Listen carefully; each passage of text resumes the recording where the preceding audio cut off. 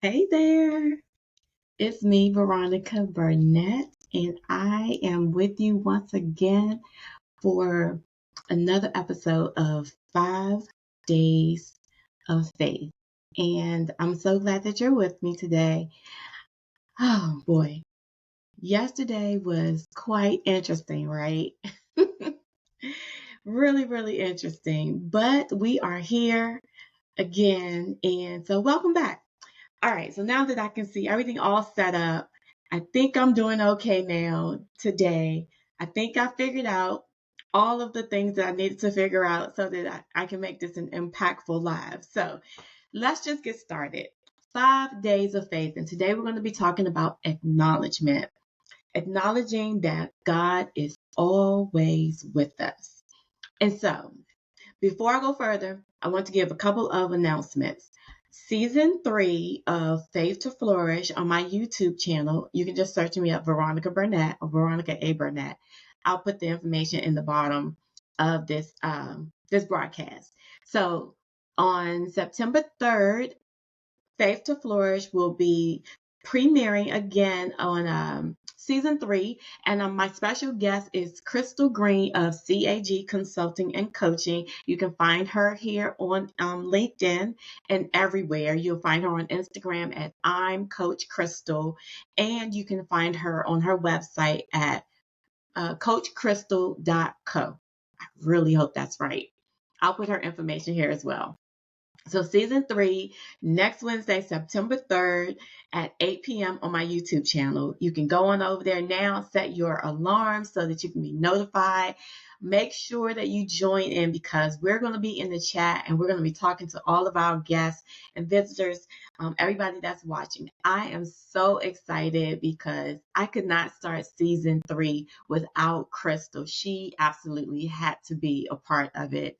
And then set your calendars, mark your calendars. If you are in the DMV area or will be visiting September 13th from 2 to 5 p.m., I will be at the John 316 Bookstore in Largo, Maryland. The address is 10498 Campus Way South, Largo, Maryland.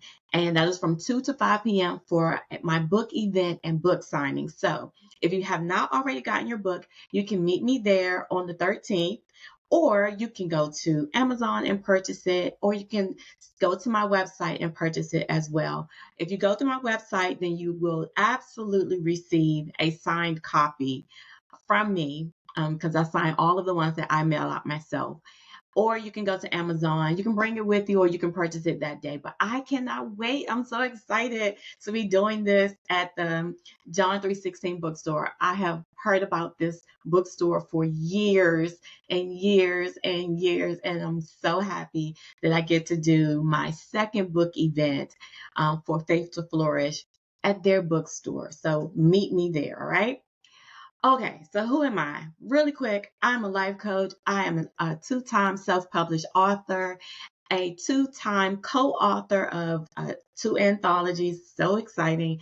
I've really had an opportunity to write with some amazing women who have overcome some gigantic hurdles in life. And to be amongst those women was so powerful and uplifting and encouraging for me. And I want to make sure that I let you all know. So one of those anthologies is Unmute Yourself. Can you see? Unmute Yourself, Speaking Our Truth Unapologetically. All right, so that's the first one. That's the anthology. And then there is my first book, The Better Days Vision Journal. And then there is Faith to Flourish. So, all right, so those are the things. I am a mom of an amazing 12-year-old seventh grader, and she is just the best thing ever. And she remains my why to this day. She remains the reason why I do what I do and the reason why I honed in and leaned in so heavily on healing after abuse. And so that is who I am. There are a lot of things out there that I could say about me, but I don't want to talk about me in that respect. To find out some more, you can go to my website, veronicaburnett.com, or you can just DM me and I can chat with you there. All right. So let's keep it moving. Day 2, Faith to Flourish, Faith to endure the process is the chapter from the Faith to Flourish book. And the second letter in DARE is A. So that's what we're talking about, acknowledgement. And I want to read just a little of what that A stands for. My hair is really tickling me. Okay. A, acknowledge that God is always with you in the face of any enemy or challenge. He will not leave you nor forsake you. God is sovereign. Acknowledge that you have faith. Even mustard seed faith is faith. Deuteronomy chapter 31, verse 6 in the New King James Version. Be strong and courageous. Do not fear or be in dread of her, for it is the Lord your God who goes with you. He will not leave you nor forsake you. I think that's good news right there. One of the things that my pastor taught us in this Bible study class is that when we read the scriptures, to go through and pick out a verse that resonates with you and or a section of it that resonates with you and pull out 3 words that stick out to you. And then research what those words are. Usually the words are different in different seasons of your life. And so that's what I would encourage you to do with this scripture. Go through it and find 3 words. Like for me, looking at it, the word strong, courageous, and then he will not leave you. So I really needed to hold on to those. And so that wasn't in my notes to share with you, but I feel like I needed to just go through and find those words that really, really resonate with you, that you can hold on to, sink your teeth into, anchor you, and remind you of who he is to you and who you are to him. So why is acknowledgement so important? I believe it's important because you can only grow and repair and advance in areas that you acknowledge that you need to repair, grow, and advance. If you don't acknowledge these, they sit out there and they continue to perpetuate, they continue to grow, and you stay in a cycle. So when you acknowledge where you are, then that's a really good starting point for you. I'm getting ahead of myself, so let me slow down. So let me just say, when I was going through the healing and recovery process after leaving my ex-spouse, the very first thing I had to do was acknowledge that I really experienced what I experienced. I couldn't sugarcoat it. The fact that I had endured abuse. And with that acknowledgement, it made me sit and think about other experiences. And so that wasn't the only time. It was continue. It was a cycle. And so until I acknowledged it, I was going to stay in that cycle of abuse. And what was crazy about it is because I didn't believe it until I was deep in the situation, right? But if you look back at the path that led you to your current space or place of dissatisfaction or discomfort, you can see and be able to pinpoint the exact moment when it started. So, in different instances, I can see that mine started when I was about 15 years old. If I go back and look at things, and that story is told in my book and other books and on my YouTube channel. So I won't go through all of that because it can be quite triggering for someone, and I don't want to do that.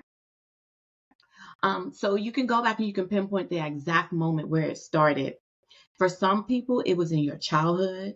For others, it was in your adulthood. And it started with a thought. Maybe someone planted a thought, someone planted a seed. They told you what you could or could not do. Like I love the song by Tasha Cobbs Leonard. Oh shoot, what is the song now? I'm gonna do it anyway. Do it anyway. I love that song. And really, she's just saying, don't tell me what I can't do, because I'm gonna do it. Don't tell me that I don't have the plans. Don't tell me any of that, because I'm gonna try it anyway. Some of us were not strong enough. Some of us, those seeds were planted and we believed it. Ask me how I know. Okay. Sorry, sometimes it starts with a thought or something that someone said, and maybe it began with someone planting the seed of fear. We don't come into this world fearing anything. We think we can do anything, we can try anything. And the moment fear is planted, that's where we start to ponder, we start to think, and we start to doubt as soon as we hear fear. But whatever it was, you must go back and see where it started and acknowledge that it really did happen. You really did experience it. And today is the fruit of those seeds that were planted. And then you have to accept that it happened. And I know it sounds like it's the same, but acknowledging it is like, okay, this is what has happened. I can put words to it. I can say exactly what happened. Acceptance is, all right, this is where we are. I know that it happened. I accept my part in it. Now what? So acceptance can be challenging because we want to make sense of it all. And sometimes it doesn't make sense. It did not make sense to me that I went into a marriage or situation expecting a long-term marriage, like till death do you part with, I explained it yesterday, the house, the husband, and all of that, the children. And that's what I went in thinking. And that's what I was ready for. But then things shifted, and I really had to accept that things were not going to go the way I had planned. And I was trying to make sense of all of that because how could it not happen the way I needed it to? Ooh, my allergies. Mm. But we try to make sense of it all. And that's not what we're doing here.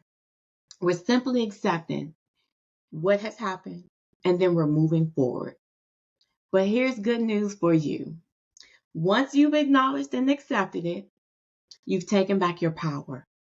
You've given yourself a starting point and you've taken back ownership and authority over what happens next. That's good news right there. I can remember the time, like every year, God gives me a word. Rather than doing resolutions, I get a word. And one year, it was a phrase, take authority. Like stop sitting on the sidelines waiting for someone else to tell you what to do and how to do it and give you permission to do something. You take authority over what I have given you. You have dominion over this earth. You do exactly what I've told you to do. Don't worry about whether you're qualified. I'm qualifying you. I've given you the blueprint. I've given you the authority to exercise what I'm telling you to do. I've given you authority because I told you. That's what God is doing. He's giving you authority. Now you take that authority over what's happening next. So what it looked like for me was saying out loud, I really did experience abuse and I accept that experience now. Now what? Now what? Because truthfully, I felt alone in that acknowledgement. Like sitting on the side of my bed, thinking to myself, okay, this is really what happened. I have to live this life knowing that this is what's happened. And I didn't want to be a statistic. So that bothered me too, right? And I felt by myself because who else experienced it? Who else could talk to me about how to get through it? And I'm talking about my experience in an abusive relationship, but yours could be a toxic friendship. Yours could be a job. Yours could be a career that you don't want to be a part of. Yours could be different friendships. It could be anything that you now have to accept that it wasn't the way you planned. And now what?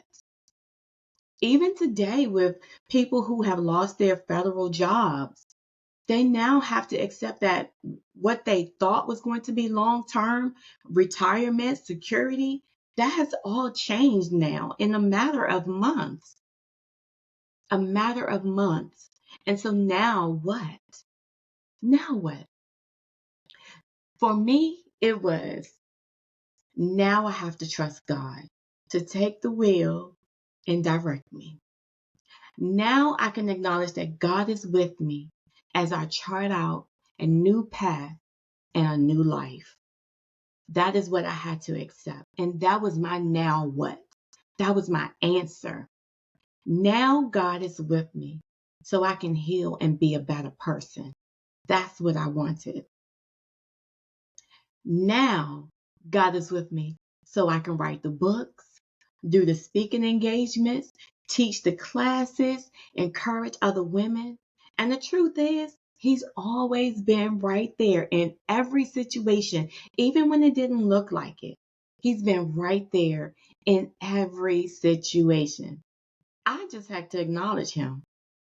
And in the beginning, when I felt that nudge in my belly that maybe I should slow down, that was Him.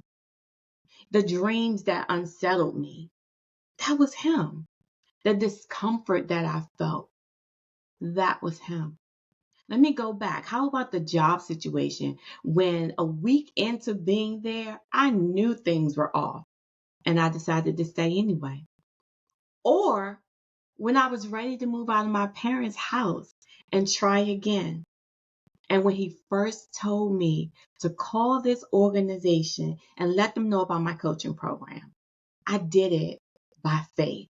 He gave me the person's name to call, what to say, and how to design the program.